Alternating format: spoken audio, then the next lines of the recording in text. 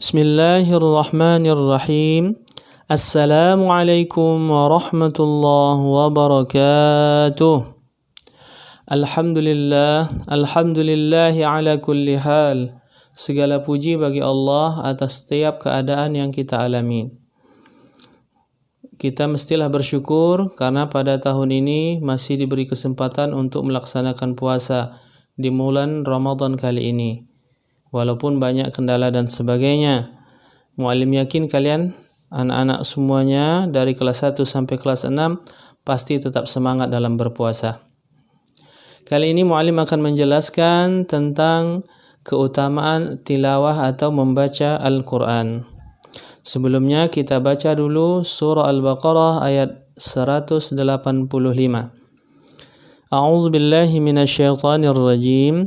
Syahrul Ramadan alladzi unzila fihi al-Qur'an. Bulan Ramadan yang di dalamnya diturunkan Al-Qur'an.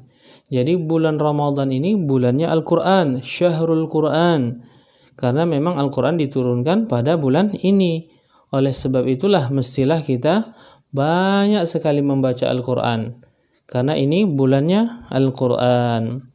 Al-Quran itu apa fungsinya? Hudal linnas wa bayyinatin minal huda wal furqan.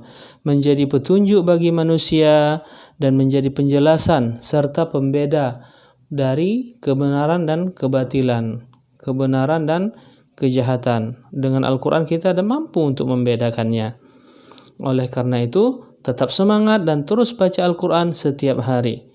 Nah, apa keistimewaannya? Banyak sekali diceritakan oleh baginda Nabi kita dari hadis-hadis yang diriwayatkan oleh para ulama hadis tentang keistimewaan bulan Ramadan dan pembacaan Al-Quran.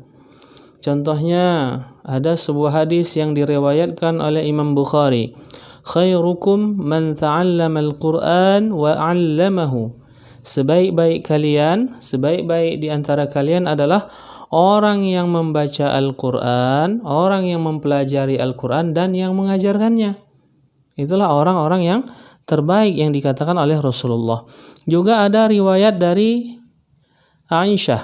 An Aisyah radhiyallahu anha qalat. Dari Aisyah radhiyallahu anha dia berkata, qala Rasulullah sallallahu alaihi wasallam. Rasulullah sallallahu alaihi wasallam ada berkata, al-mahiru bil Qur'ani ma'as safaratil kiramil bararah. Orang yang mahir, yang pandai membaca Al-Qur'an bersama dengan barisan para malaikat yang mulia. Walladzi yaqra'ul Qur'ana wa yatata'ta'u fihi wa huwa 'alaihi syaqqun lahu ajran. Dan orang yang terbata-bata atau tidak lancar, tersendat-tersendat di dalam membaca Al-Qur'an, dia memperoleh 2 pahala. Apa maksud hadis ini? Nah, sebelumnya hadis ini banyak diriwayatkan. Di antara yang meriwayatkannya adalah Imam Bukhari, Imam Nasai, Imam Muslim, Imam Abu Dawud, Tirmizi, dan Ibnu Majah. Orang yang ahli dalam Al-Quran itu maksudnya seseorang yang pandai membaca dan menghafalnya. Lebih utama lagi jika ia memahami pada makna dan kandungannya. Itulah arti al-mahiru bil Quran, orang yang pandai dalam Al-Quran. Ini kesempatan kita untuk mempelajari Al-Quran. Kita usahakan untuk membaca dan jika mampu menghafalnya. Hafalkan terus. Hafallah walau tidak hafal-hafal. Nah, seperti itu. Kemudian dalam hadis tadi diceritakan berada di kalangan para malaikat. Apa maksudnya? Seolah-olah orang yang pandai membaca Al-Quran itu akan bersama dengan malaikat. Kenapa? Karena kemuliaannya. Karena malaikatlah yang membawa Al-Quran dari Lauh Mahfuz dan menyampaikannya kepada orang lain, kepada Rasulullah. Nah, seperti itu.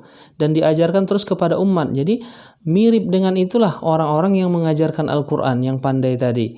Jadi di hari kiamat nanti ia akan bersama para malaikat. Sedangkan orang yang tidak lancar membaca Al-Quran akan mendapat ganjaran 2 kali lipat dalam pahalanya. Kenapa? Satu untuk pembacaannya yang tersendat-sendat dan satu lagi untuk kesusahannya dalam usaha mempelajari Al-Quran, kesungguhannya. Jadi 2 pahala itu karena tersendat-sendatnya dia dan serta kesungguhan, niat yang baik untuk membaca Al-Quran. Oleh karenanya, mestilah kita rajin-rajin membaca Al-Quran khususnya di bulan Ramadan kali ini. Nah, seorang ulama bernama Mula Ali Qari rahimahullahu ta'ala mengutip sebuah hadis riwayat Tabrani dan Al-Baihaqi bahwa seseorang yang berusaha menghafal Al-Quran tetapi dia selalu lupa dan tidak hafal-hafal, maka dia akan mendapat pahala 2 kali lipat.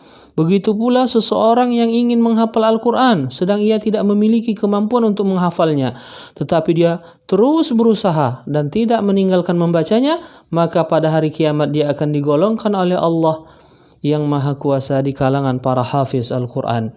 Jadi mestilah kita rajin walaupun kita tidak mampu atau susah dalam mendapatkan hafalan tersebut. Nah, tetap semangat. Mungkin itu saja yang dapat Muallim sampaikan. Semoga bermanfaat. Tetap semangat dan tetap menghafal. Wassalamualaikum warahmatullahi wabarakatuh.